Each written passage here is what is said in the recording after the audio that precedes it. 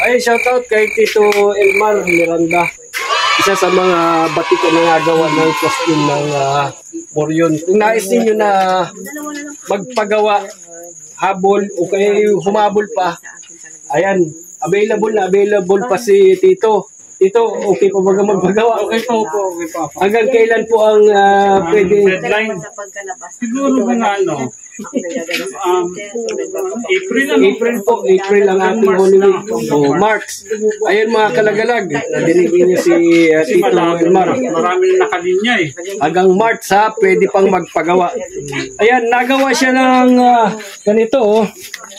Medyo ginabi na lang kami at ito yung sa armband, yun, dito yan, dito. Tapos, available din sa kanya itong mga armor. Ayan, ito yung mga nalagay dito, mga kalagalag. Yan. So, tapos inalagyan ito ng leather para lalong umastig ang forma ng isang Moryon. Then, sandals.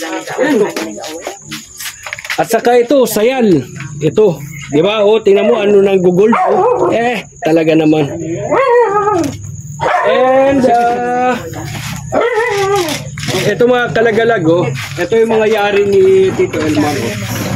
Dito yung nalagay. Ayan. Ito yung natawag na sayal. Sandals natin ito pambabae ito. Diba, astig, ang lupit. Isa sa mga matagal na rin nagagawa si Tito Elmar. Tito, anong street ito? Del Carmen Street, Mugpog.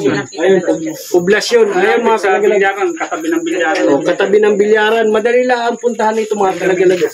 Inabot lang kami ng gabi at alam mo na, busy-busy tayo pag umaga. Ayun. Moryon costume. Hanapin nyo dito si Tito Elmar. Busy at ayan, yung aking pinsan ay nagpasukat kaya sinamahan na rin namin at ako ay nagpa-repair din ng ating gagamitin.